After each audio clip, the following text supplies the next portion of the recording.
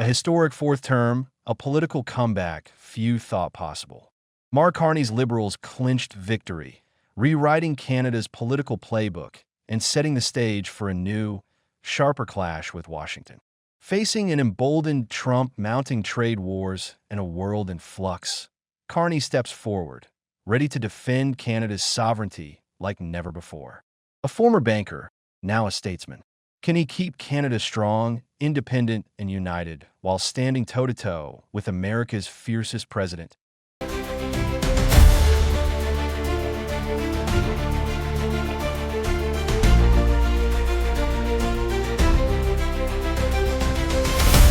Prime Minister Mark Carney's Liberal Party has secured a historic fourth consecutive term in Canada's federal election, capping an extraordinary political comeback, fueled in large part by tensions with the United States. The Liberals have been 20 percentage points behind in the polls in January before former PM Justin Trudeau announced he was quitting and Trump started threatening tariffs and annexation. Trump's threats ignited a wave of patriotism that swelled support for Carney, a political newcomer who previously led two G7 central banks in a victory speech in Ottawa. Carney said, "America, once our land, our resources, our water, our country. Never. But these are not idle threats. President Trump is trying to break us so that America can own us. That will never, ever happen. Our old relationship with the United States, a relationship based on steadily increasing integration, is over. The system of open global trade anchored by the United States, a system that Canada has relied on since the Second World War, a system that, while not perfect, has helped deliver prosperity for our country for decades, is over. These are tragedies, but it's also our new reality. We are over. We are over the shock of the American betrayal. But we should never forget the lessons we have to look out for ourselves." In his speech, Carney emphasized that Canada-U.S. relations was central to his campaign. He stated that his talks with Trump would focus on the future economic and security relationship between two sovereign nations. "When I sit down with President Trump, it will be to discuss the future economic and security relationship between two sovereign nations, and it will be with our full knowledge that we have many other options in the United States to build prosperity for all Canadians. The point is that we can give ourselves far more than the Americans can ever take away. But even given that, I want to be clear, in the coming days and months will be challenging and they will call for some sacrifices. But we will share those sacrifices by supporting our workers and our businesses." Carney further reaffirmed plans to reduce U.S. economic reliance, ease into provincial trade barriers, and collaborate with premiers and Indigenous leaders. Although final results were still being counted late on April 28th, the Liberals were projected to win more seats than the opposition Conservatives in the 343-seat parliament. It still remains unclear whether the party will command a majority or will be forced to govern in a minority, relying on smaller parties to pass the legislation. For the Liberal Party to claim an outright majority, it would require at least 172 seats, according to CTV. The Liberals led 156 districts, followed by the Conservatives with 145. However, minority governments in Canada rarely last longer than 2.5 years after polls closed. Carney took to X and thanked his supporters and vowed to build a stronger Canada. The polls are now closed for 37 days in every corner of this country. Our team worked to build a stronger Canada. Thank you to everyone who put so much into this campaign. This is the second time a federal party has won 4 consecutive terms in the federal elections, marking a rarity in modern Canadian history. A.S. Carney prepares to face his opponents and a combative U.S. president on a world stage. It has set the moment for an intensified diplomatic confrontation with the United States. Mark Carney is a Canadian economist, former central banker, and the current Prime Minister of Canada. Born in Fort Smith, Northwest Territories, and raised in Edmonton, Alberta, Carney holds degrees from Harvard University and a doctorate in economics from Oxford. Carney gained international prominence as governor of the Bank of Canada from 2008-2013, where he was praised for steering the country through the global financial crisis.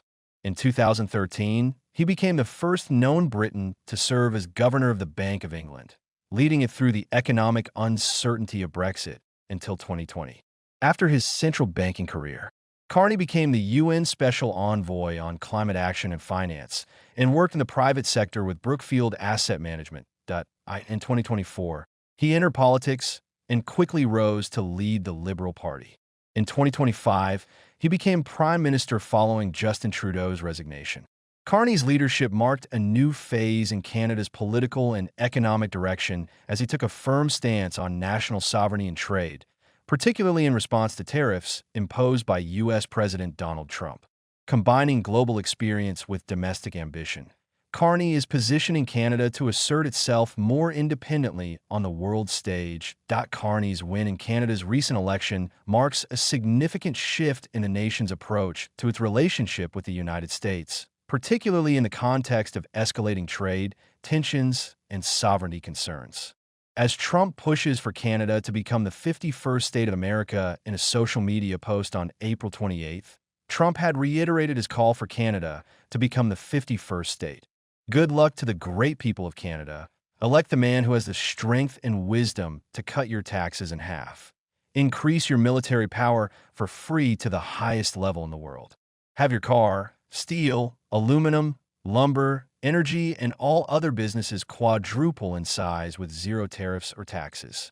If Canada becomes the cherished 51st state of the United States of America, no more artificially drawn line from many years ago.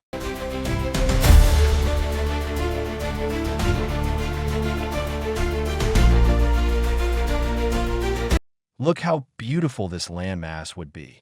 Free access with no border. All positives with no negatives. It was meant to be. America can no longer subsidize Canada with the hundreds of billions of dollars a year that we have been spending in the past. It makes no sense unless Canada is a state. Experts indicate that his unique background could significantly reshape the future of the U.S.-Canada relationship. Josh Lipsky, Senior Director at the Atlantic Council Geoeconomic Center, says Carney's deep understanding of monetary policy and international finance positions him to navigate a trade conflict where currency fluctuations could determine who bears the economic pain. Carney was quick enough to assertively respond to Trump's imposition of 25% tariffs on Canadian goods, slapping reciprocal tariffs on $30 billion worth of U.S. products. He also firmly rebuked suggestions of American annexation and said we will never, in any shape or form, be part of the U.S. Despite current tensions, long-term collaboration with the United States remains essential, particularly in shared defense projects like NOR, ED, and Arctic monitoring systems. Imran Bayami, an associate director at the Atlantic Council's Scowcroft Center for Strategy and Security, says Carney should seek to clarify and advocate for Canada's participation in Trump's plan for the Golden Dome missile defense system. Carney should look beyond advocating for just sensors and instead work to install interceptors to knock down incoming threats. Doing so would require Canada to reverse its 2005 decision against joining the U.S. Homeland Ballistic Missile Defense System. A politically bold move for Carney, but one that would enhance the security of the Arctic and North America as a whole with the challenges lying ahead of Carney. Michael Bosierki, senior fellow at the Eurasia Center, believes the puck has been dropped and Carney is stepping onto the ice. Now it's up to Canadians to decide if he's the right player to lead the team, especially with the U.S. playing harder than ever.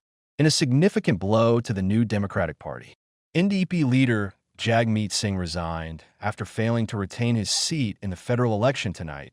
That I've been good. I've been for the party leader that I'll be stepping down as party leader as soon as an interim leader can be appointed.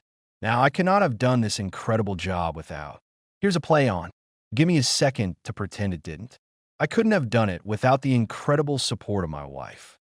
She's been my rock. She's been my foundation for the past couple of years. I've been regretting that I didn't thank her on the night of last election. So this is my opportunity. Make up for it. She has literally been my rock. I couldn't have done this without her. She's back in the office. Singh, who has faced controversy over his perceived ties to the pro-Khalistan movement lost in the Burnaby Central riding in British Columbia, he garnered approximately 27.3% of the vote, falling well behind the winning Liberal candidate who secured over 40%. Of course, I'm disappointed we didn't win more seats, but I'm not disappointed in our movement.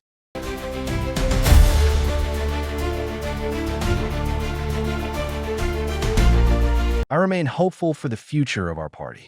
The NDP poor performance puts its national party status at risk as it failed to win the minimum 12 seats required to retain official recognition in Parliament that we may lose sometimes, and those losses hurt. You know, it's tough, but we are only defeated if we stop fighting. We're only defeated when we believe that those that tell us that we can never dream of a better Canada, a fairer Canada, a more compassionate Canada.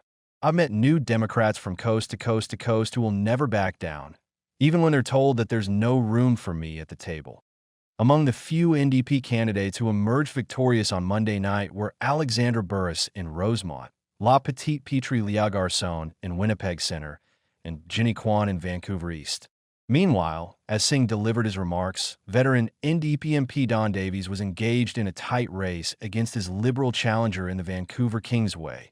Riding people at Canada's Liberal Party headquarters in Ottawa erupted in cheers, hugs, and celebration as Canadian media projected their victory. All of them have done a terrific job as Canadians. And I just think that with Mr. Carney's background, his experience on the environment, my background is international. And I just think that Mr. Carney and Mr. Trump is a business person and he enjoys business-minded people. And I think that here is a bit of a maxtera, if I can put it that way, that we're not for sale. We're not the 51st state. But you know what, Mr. Trump, we love you and we love the Americans. Echoing the emotion, another supporter said that Carney will be leading Canada's economy to be the best today. The results maybe will be hard for some Canadian, will be joy for others. But I am sure that tomorrow we will be all united behind this man who will be leading our economy to be the best in G7.